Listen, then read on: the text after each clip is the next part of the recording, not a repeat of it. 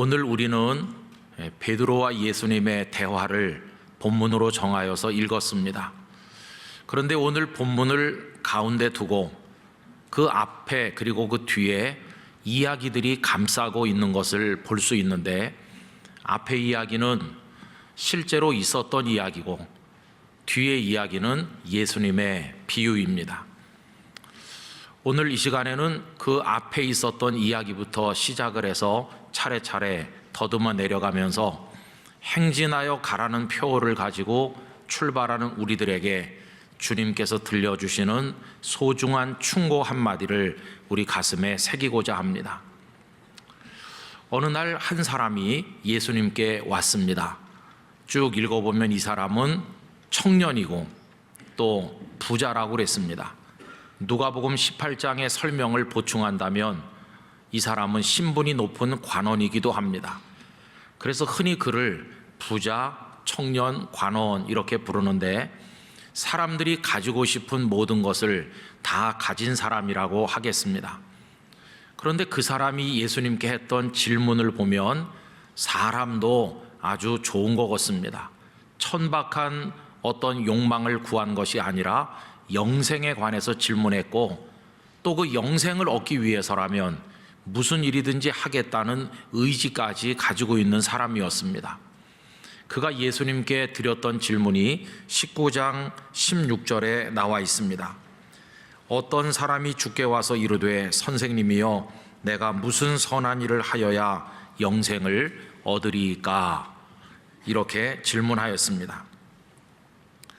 이 사람이 방금 말씀드린 것처럼 대단히 뛰어나고 훌륭한 사람인 것처럼 보이는데, 그런데 여러분 곰곰이 생각을 해보면 이 사람은 아주 중요한 부분에서부터 잘못되고 있다는 것을 알게 됩니다. 그것은 다른 게 아니라 자신이 영생을 얻기 위해서 무엇인가를 할 수 있는 능력이 있다고 착각하고 있는 것이 이 사람의 문제입니다. 어떻게 하면 영생을 얻는지 그 방법을 잘 몰라서 예수님께 여쭈려고 오긴 왔지만, 일단 알고 나면 내가 할 수 있어, 이런 생각을 가지고 있는 겁니다. 여러분, 내가 할 수 있다, 이런 생각은 일반적으로 성인들이 다 가지는 생각이죠. 어린 아이들은 그런 자신감이 아직 없습니다. 근데 오늘 이 사람이 예수님께 왔다는 이야기 그 앞에 올라가서 보면 사람들이 어린 아이들을 예수님께 데리고 오는 이야기가 나옵니다. 그 이유는 예수님께 안수를 받도록 하기 위해서 자녀들을 데리고 온 겁니다. 근데 제자들이 꾸짖었죠. 그랬더니 예수님께서 아주 중요한 말씀 한마디를 하셨는데 19장 14절에 보시면 다음과 같습니다. 예수께서 이르시되 어린 아이들을 용납하고 내게 오는 것을 금하지 말라. 천국이 이런 사람의 것이니라 하시고, 아주 소중한 말씀을 하셨죠.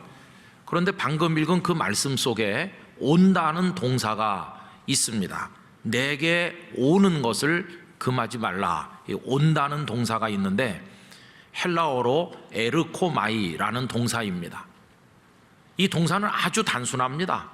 그냥 오는 겁니다. 그런데 이 청년 부자 관원이 예수님께 왔다고 할 때 거기도 온다는 동사가 있는데 그때는 다른 단어가 사용됐어요. 아까 읽었던 19장 16절에 보면 어떤 사람이 주께 와서라고 되어 있는데, 이 와서, 이 동사는 어린 아이들이 온다고 할 때 동사와 조금 달라요. 에르코마이라는 그 동사 앞에 프로스라는 접두 어미가 붙어 있습니다. 이 프로스라는 말은 누구에게로, 누구를 향하여 라는 뜻입니다. 그러니까 에르코마이는 그냥 단순하게 오는 거고, 프로스 에르코마이는 어떤 목적을 정해서 어떤 사람을 향해서 의도를 가지고 오는 거, 이런 차이가 있어요. 그러니까 어린 아이가 오는 거하고 성인, 이 어른이 오는 게 조금은 다르다는 겁니다. 여러분, 예를 하나 이렇게 들어보겠습니다. 이제 아빠가 저녁에 퇴근을 하니까 꼬마가 말이죠. 아, 아빠다! 그러면서 팍 달려가서 아빠! 그러면서 품에 쏙 안겨요. 이게 어린애가 오는 겁니다. 어린애는 그냥 단순하게 아빠가 좋아서 그 품으로 뛰어들어요.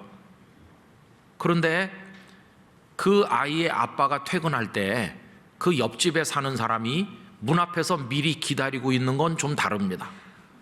그 이웃 사람은 왜 기다리고 있느냐 하면 이 아이의 아빠에게 뭔가 할 말이 있어서 기다리고 있다가 이 아이의 아빠가 퇴근하니까 가까이 다가오는 겁니다.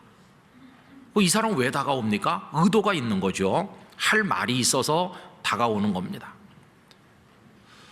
아이가 그냥 뛰어와서 품에 안기는 거랑 옆집 사람이 어떤 의도를 가지고 다가오는 거는 완전히 다르죠. 근데 결과도 다릅니다.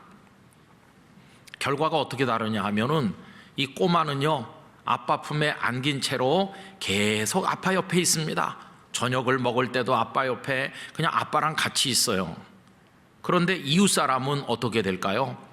볼일 다 보면, 할 말 다 하고 나면 계속 같이 있을까요?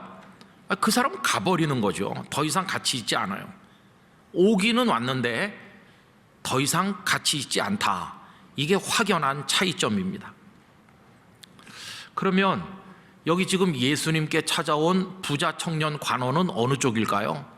이 사람은요, 프로스 에르코마이니까 예수님을 향하여 예수님께 어떤 의도를 가지고 지금 다가왔어요. 이 사람의 의도는 뭡니까? 영생을 얻는 방법이 무엇인지를 배우려고 온 겁니다.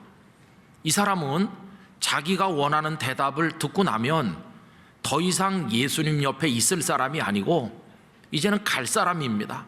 아, 좋은 대답을 주셔서 감사합니다. 이제는 제가 가서 열심히 제가 노력해서 영생을 얻도록 하겠습니다. 그러면서 가버릴 사람이지 예수님 곁에 계속 있을 사람이 아니라는 것이죠. 이 사람의 착각이 뭡니까? 영생은 자기가 가서 노력한다고 얻는 게 아니질 않습니까? 영원한 생명은 오직 예수 그리스도께만 있는 것입니다. 그런데 이 사람에게 예수님께서 뭐라고 대답하셨나요? 처음에는 영생을 얻으려면 계명을 지켜라 이렇게 하셔요. 그랬더니 이 사람이 계명을 다 지켰다고 해요. 그랬더니 두 번째 말씀을 하셨는데 소유를 팔아서 가난한 자들에게 주라 하시죠. 21절 앞부분에 보시면 내가 온전하고자 할진대 가서 내 소유를 팔아 가난한 자들에게 주라 그리하면 하늘에서 보화가 내게 있으리라 이렇게 말씀하시죠. 근데 여러분 이걸 잘 생각하셔야 돼요. 어떻게 무엇을 하여야 영생을 얻느냐는 이 사람의 질문에 대해서 계명 준수해라, 그리고 가난한 사람들을 많이 도와주는 구제를 해라 이렇게 말씀하시니까 잘못 생각하면 오해할 수 있어요. 아, 영생을 얻는 게 계명을 지키고 구제 활동을 많이 하면 얻을 수 있나? 여러분 이렇게 생각하면 무슨 문제가 생길까요? 예수님 없어도 계명만 잘 지키면, 예수님 통하지 않고도 구제만 많이 하면 영생을 얻는 것처럼 착각을 하게 된다는 것입니다. 그러나 우리는 알고 있습니다. 영원한 생명의 구원은 예수님 통하지 않으면 안 되는 겁니다. 예수님께만 영생이 있습니다. 그래서 여러분 이런 착각을 방지하는 말씀을 예수님께서 하셨는데 21절 맨 끝에 결정적으로 중요한 말씀을 한마디 하시죠. 그리고 와서 나를 따르라 이렇게 말씀하시는 거예요. 왜? 나 예수에게만 영생이 있다 이렇게 선언하시는 거예요. 그럼 아까 말씀드린 것처럼 이 청년 관원은 예수님이 좋아서 예수님과 계속 같이 있으려고 온 사람이 아니고 그냥 필요한 대답만 듣고는 갈 사람이잖아요. 그런데 예수님께서는 네가 나를 두고 떠나면 영생 얻을 수 없으니까 내게로 와서 나를 따르면서 나와 계속 함께 있어야 된다고 말씀하시는 겁니다. 자, 그럼 여기서 우리가 하나 질문해야 될 게 있어요. 굳이 이 사람에게 계명을 지켜라, 구제를 해라 이런 말씀을 할 필요가 없고 애초부터 영생 얻고 싶으냐? 그러면 나를 따라라 이렇게 하시면 간단할 걸 뭐하러 계명 지키는 얘기, 구제하는 얘기를 꺼내셨을까 하는 의문을 가지게 되죠. 여러분, 여긴 중요한 이유가 있습니다. 예수님을 전심으로 믿고 따르려면 우리 마음속에 있던 모든 것들 다 비워야 돼요. 다 비워야 그 자리에 예수님을 모실 수가 있습니다. 그런데 뭔가 꽉 차 있으면 예수님을 따를 마음이 없고 예수님을 모실 자리가 없지 않습니까? 너의 소유를 팔아 가난한 사람들에게 주라는 것은 단지 구제하라는 말씀이 아니라 더 깊은 뜻은 너의 그 소유에 대한 욕망을 다 비워서 내 마음을 정결하게 한 다음에 나를 채우라는 것이거든요. 나를 따르라는 것이거든요. 그게 핵심이었어요.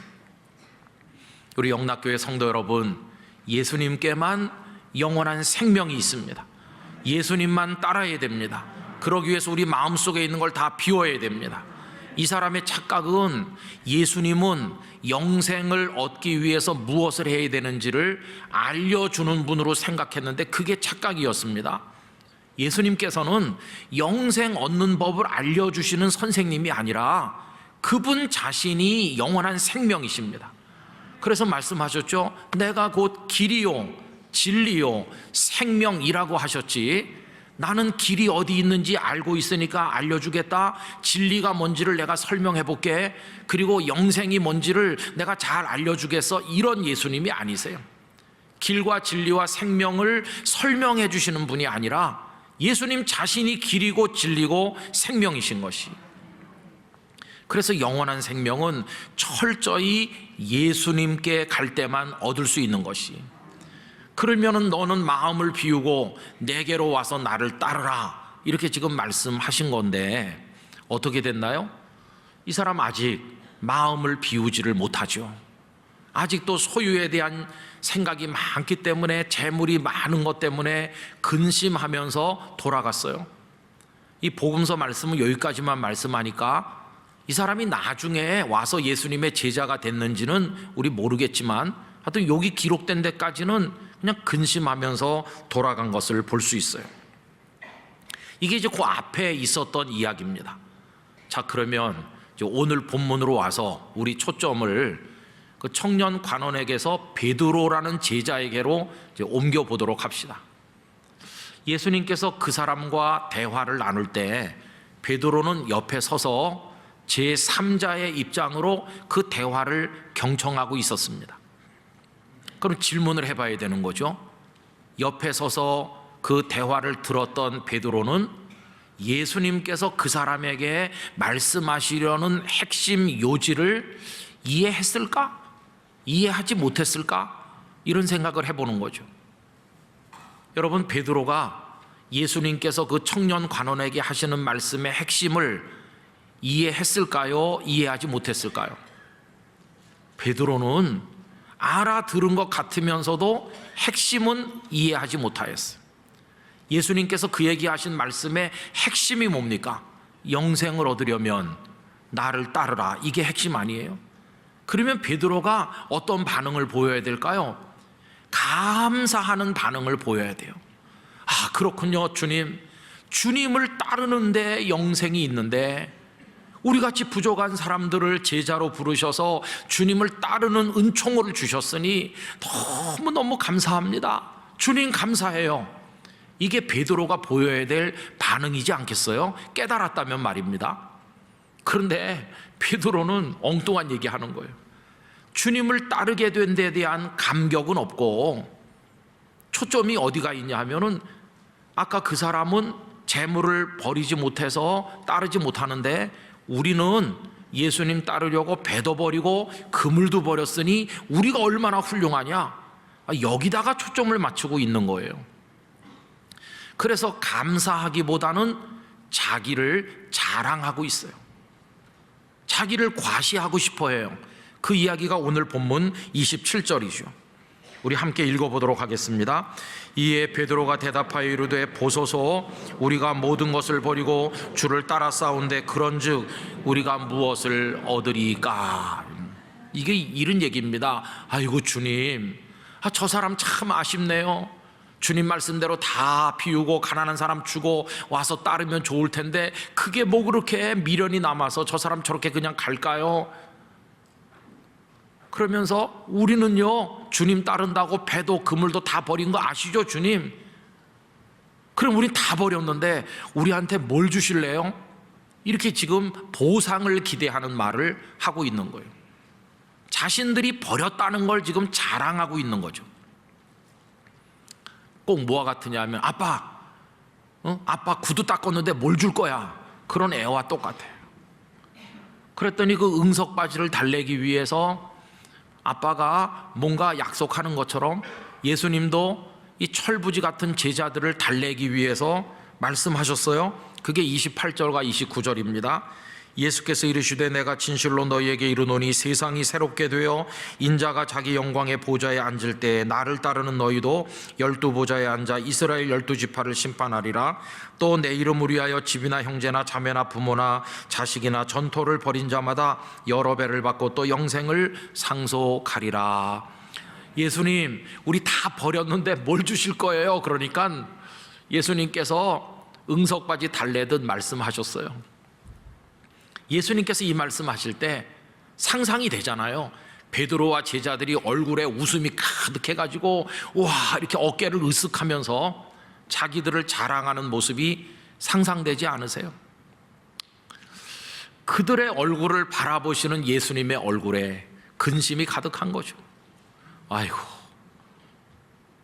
철이 없구나 이렇게 생각하시는 거죠. 그래서 그들에게 경고의 말씀을 한마디 탁 던지셨어요. 그 경고의 말씀이 오늘 본문 30절인데 우리 다 같이 읽도록 하겠습니다. 그러나 먼저 된 자로서 나중되고 나중된 자로서 먼저 될 자가 많으니라. 여러분, 여기 먼저 된 자가 누굴까요? 제자들이죠. 제자들은 갈릴리 바닷가에서 세관에서 제일 먼저 부름받아 예수님을 따르고 앞장서 있는 먼저 된 자들인데 지금 예수님의 경고가 뭡니까? 너희들이 내 제자가 됐고 먼저 됐다고 지금 이렇게 자랑스러워하고 자부심이 강한데 정신 차려라. 꼴뚱되는 수가 있어. 이게 그 말씀입니다. 먼저 된 자가 나중되는 거야. 그리고 너희들이 깔보는 저 뒤에 오는 사람들이 먼저 되기도 하는 거다. 베드로와 제자들이 그 말씀을 얼마나 이해했는지 모르겠어요. 그래서 이제 예수님은 오늘 본문 뒤에다가 그들을 더 깨닫도록 하기 위해서 비유 하나를 덧붙이고 계시는데 그게 20장에 넘어가서 나오는 비유죠. 포도원이 있는데 그 주인이 아침 일찍 나가서 품꾼들을 들여보내요. 하루에 한 데나리온 주겠다. 그리고 오전 9시, 낮 12시, 오후 3시에도 품꾼들을 들여보내고 심지어는 해가 거의 다 져가는 오후 5시 일할 시간도 얼마 안 남았는데도 품꾼을 들여보냈어요. 이제 해가 져서 품삯들 나눠주는 시간이 됐는데 이 주인은 두 가지 면에서 사람들을 깜짝 놀라게 했습니다. 첫째는 그 품삯을 나눠주는 순서가 아침에 온 사람부터 하지 않고 제일 늦게 온 사람부터 한다는 겁니다. 두 번째로 놀라게 한 것은 제일 늦게 온 사람은 한두 시간밖에 일하지 않았으니까 품삯을 한 데나리온에 몇 분지 1 조금만 주면 될 것 같은데 제일 늦게 온 사람에게도 척하니 한 데나리온을 주더라는 것이죠. 모두가 놀랐어요. 자, 그러고 있는데 이른 아침에 와서 일을 많이 한 그 사람들은 가슴속이 부풀어 오르는 거예요. 늦게 온 사람이 한 데나리온이면 우리는 여러 데나리온을 받겠구나 이런 기대를 가졌어요. 그런데 바꿔보니까 자기들도 똑같이 한 데나리온이거든요. 주인에게 화를 내면서 항의했어요. 그랬더니 주인이 단호하게 말했습니다. 애초부터 한 데나리온 약속해서 한 데나리온 주지 않았느냐? 내가 잘못한 게 없다. 약속대로 했으니까. 그리고 저 사람에게 늦게 왔지만 한 데나리온 주는 건 그냥 주고 싶은 내 마음이다. 내 뜻으로 주는 거지. 너희들이 그거 가지고 가타부타 말할 게 못 돼. 이게 그 다음에 나오는 비유입니다. 그리고는 끄트머리에 또 한 줄을 덧붙이시는 거예요. 20장 16절, 이와 같이 나중된 자로서 먼저 되고 먼저 된 자로서 나중되리라. 오늘 본문 30절에 나오는 얘기를 예수님께서는 비유를 말씀하신 다음에 한 번 더 말씀하신 거예요. 내용은 똑같죠. 먼저 된 사람이 나중에 꼴등이 될 수도 있고 저 뒤에 있던 사람이 먼저 될 수도 있다, 그 얘기죠. 예수님 왜 이 말씀 하셨을까요? 제자들에게 사랑의 충고를 한 번 더 하시기 위해서 그렇게 한 겁니다. 이 제자들은 먼저 된 자와 같은데 이 비유 속에서 보면 이른 아침부터 와서 일한 사람과 같잖아요. 그래서 자부심이 강해요. 우리는 하루 종일 일했어. 그러니까 우린 뭐 많이 받을 거야, 이런 겁니다. 마치 주님, 우리가 배도 그물도 다 버렸으니까 뭘 주실래요? 오늘 본문에서 그렇게 말하는 것과 똑같은 얘기죠.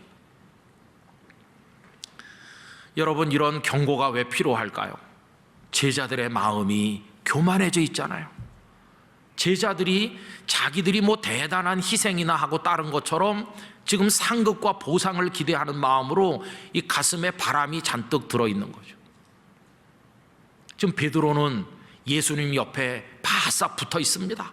열정이 대단하고 나 예수님 사랑합니다. 일찍부터 나는 예수님을 따랐어요. 충성해요. 참 훌륭해 보이죠. 그런데 여러분, 예수님께서 보고 싶어하는 베드로는 그런 베드로가 아닙니다.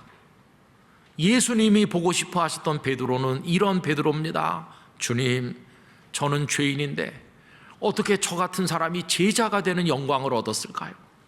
저를 오라고 불러주셔서 너무너무 감사합니다. 너무나 감사해서 흐르는 게 눈물밖에 없네요. 주님, 주님 사랑합니다. 이런 제자를 보고 싶어 하는 건데 그런 베드로는 어디 갔는지 없고, 우리가 일찍부터 나와서 배와 그물을 버리고 뭘 줄래요? 이러는 베드로만 남아있는 거예요.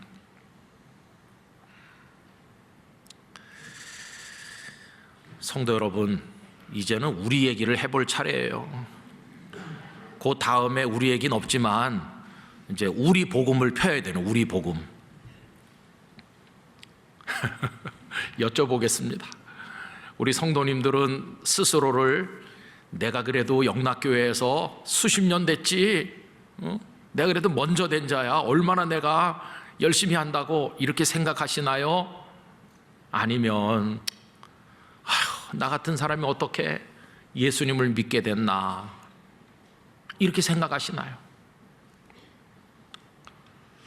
여러분, 우리 생각보다 훨씬 중요한 게 있죠. 그건 주님의 생각이죠. 주님께서 우리가 아무리 나는 먼저 된 자다 이렇게 자부심을 가지고 있어도 주님께서 무슨 소리, 넌 저 꼴등이야, 그러면 꼴등인 겁니다. 나 같은 게 어떻게 이렇게 눈물 흘리고 죄송해하고 감격할 때 괜찮다, 내가 볼 때 너는 최고야, 저 맨 앞에 서라, 이러면 앞에 되는 겁니다.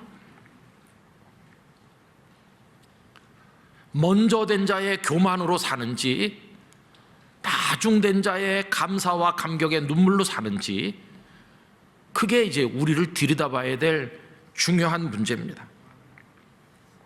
올해 표어가 행진하여 가랍니다. 주님이 주신 목적을 붙들고 열심히 달려가면서 쭉쭉 전진하고 달려가면서 그 목적에 도달하기를 원합니다. 근데요, 이런 표어를 말씀드릴 때 참 신앙적으로 우려되는 게 있어요. 행진하여 갑시다 이렇게 할 때 우려되는 게 이겁니다. 이 행진하자 하는 이게 내가 저 사람보다 더 빨리 많이 가야지, 이런 경쟁심으로 왜곡될까 봐 염려가 되고, 내가 저 사람보다 그래도 앞서가고 많이 목적에 달성했고 뭔가 업적을 많이 이뤘다고 여기 베드로 이 제자들처럼 교만해져서 주님 뭘 주실래요? 이럴까 봐 그게 늘 신앙적으로 걱정이 되는 것이죠. 여러분, 이런 걱정이 쓸데없는 걱정일까요? 아닙니다. 결코 기우가 아닙니다. 지나간 수십 년 동안 한국교회가 주님 앞에 보여드린 모습이 그런 모습인 때가 많았어요. 한국교회가 그동안 폭발적으로 부흥을 했고 성도들이 많아지는 과정에 유명한 교회들도 많이 생기고 스타 성도들, 스타 목회자 많이 배출했어요. 그리고 다 그들을 부러워했어요. 저 교회 좋겠다, 저 목사님 좋겠다, 저런 유명한 성도들 어쩌면 저렇게 예수님을 잘 믿나, 이렇게 했어요. 그들은 먼저 된 자라고 할 수 있고, 그리고 배와 그물을 버린 자라고 할 수 있고, 이른 아침부터 와서 일한 분들이라고 말할 수 있어요. 근데 문제는 뭐냐 하면은 자신들을 자랑한다는 거예요. 우리 교회 어떻습니까? 이렇게 하고, 저 어떻습니까? 그러면서 사람들에게 자기를 드러내려고 그래요. 베드로가 우리가 다 버리고 따랐는데 어떠세요? 이러는 것과 똑같아요. 그래서 많이 자서전 같은 거 펴내가지고 제가 이렇게 달렸는데 한번 봐주세요, 이렇게 알리고, 또 어떤 분들은 이렇게 하면 앞장서서 행진할 수 있다, 노하우, 비법이 담긴 책들을 출판해가지고 판매하는데, 저도 좀 읽어봤어요. 그 속에는요, 하나님을 모두 다 통달했다는 듯이, 성경을 다 통달한 듯이, 목회는 이렇게 하면 된다, 신앙생활은 이렇게 하는 거다, 선교는 이렇게 하면 되고, 뭐 전도, 뭐 교육, 모든 걸 다 안다는 듯이 자신감이 넘치는 이야기들로 가득 차 있어요. 그래서 참 마음을 불편하게 만드는 거죠. 그 넘치는 자신감이 하나님이 기뻐하시는 것일까? 지나간 수십 년 동안 한국교회는 베드로처럼 늘 말해왔어요. 하나님, 우리 어때요? 괜찮죠? 뭘 주실 건데요? 이게 한국교회의 모습이에요. 그래가지고 지금 어떻게 됐습니까? 먼저 된 줄 알았더니 나중되고 있잖아요. 그렇게 성가를 높이던 한국교회의 위상이 바닥에 지금 추락하고 존경받지 못하고 있는데, 왜 그런가? 스스로 높이는 자는 반드시 추락하게 돼 있습니다. 교만한 자는 반드시 꼴등이 되게 하시는 것이 하나님의 뜻인 것입니다. 이 청년 관원이 내가 가서 열심히 뭔가를 해서 영생을 얻겠다고 생각하는 것과 비슷해요. 내가 뭘 했다, 그러니까 하나님의 은혜로 된 것을 모르고 은혜에 대한 감격이 없어요. 여러분, 은혜로 된 걸 믿는 사람의 마음에는 언제나 감격이 있는 겁니다. 그런데 내가 뭐 했다고 그러니까 감격이 없죠. 바싹 말랐어요. 우리들은 아빠가 좋아서 그냥 단순하게 아빠 그러면서 가서 아빠 품에 안겨서 아빠랑 그 밤을 같이 지내는 어린아이처럼 예수님을 사랑했어야 되는데 그렇게 못했어요. 그냥 가끔 와서 이웃집 남자가 할 말이 있어서 오는 것처럼 가끔 예수님께 할 말이 있는 거예요. 그래갖고 와서 가끔 몇 마디 하나님 앞에, 예수님 앞에 몇 마디 하고는 그 다음에 다 돌아가서 각자가 자기가 열심히 하는 거예요. 그러다 보니까 예수님과 늘 함께 있는 성도, 예수님과 늘 함께 있는 교회가 돼야 되는데, 예수님을 부르는데 예수님과 함께 하지 않는 이상한 교인, 예수님을 늘 부르는데 예수님은 안 계신 이상한 교회, 사람이 왕노릇하는 그런 이상한 모습들이 나타난 것이에요. 주님이 우리를 보실 때, 우리 한국 교회를 보실 때 먼저 됐다고 칭찬하실까? 아니면 넌 꼴등이구나 탄식하실까? 그게 오늘 우리들을 생각해 봐야 되는 거죠. 여러분, 영락교회는 유명한 교회입니다. 많은 사람들이 영락교회는 앞에 가는 먼저 된 교회라고 생각하고 있어요. 박수를 많이 쳐줘요. 그래서 우리는 한 걸음만 삐끗하면 넘어지게 돼 있는 거예요. 영락교회 성도 여러분, 조심하시고 또 조심하셔야 됩니다. 먼저 된 자의 교만을 우리 전부 버려야 됩니다. 오늘 영락교회 예배를 함께하는 모든 성도들의 마음속에 나는 나중된 자입니다, 오후 5시에 와서 조금밖에 못했는데 이런 은혜를 주십니까? 이 감격과 눈물의 감사가 넘쳐 흐르시게 되기를 원합니다. 이게 핵심인 것이에요. 그래서 예수님과 늘 함께하는 성도가 되시기를 기원합니다. 영락교회가 예수님과 함께하는 교회가 되어야 되는 것이죠. 그래서 언제나 우리는 행진하여 앞장서서 빨리 달리긴 하지만, 그러나 늘 제가 어떻게 이렇게, 이런 감사가 있어야 되는 것이. 여러분, 그게 바로 십자가를 지고 따르는 사람의 모습인 것이고, 행진하여 가라는 표와 함께 올 한 해 동안 우리가 명심하도록 예수님께서 들려주시는 너무도 소중한 충고인 것입니다. 이 충고를 가슴에 품지 않으면 앞장서서 열심히 달리고 수고 많이 해도 꼴등이 되고 말 것이. 여러분, 나중되었다가 먼저 되는 건 영광이지만 먼저 된 줄로 알고 살다가 꼴등으로 떨어지는 건 너무도 부끄러운 것이. 이 땅에서 우리 모두 나중된 자의 의식으로 살아가기를 부탁드립니다. 그래서 천국에 갔더니 뜻밖에도 주님이 너 맨 앞에 나와라 이렇게 하시면 얼마나 영광스럽겠어요. 그런 거룩한 은혜를 영락교회 성도들이 누리시게 되기를 원합니다. 열심히 행진합시다. 그러나 동시에 나중된 자의 겸손과 눈물과 감격으로 십자가를 지고 주님 뒤를 따르는 성도들 되시기를 간절히 기원합니다.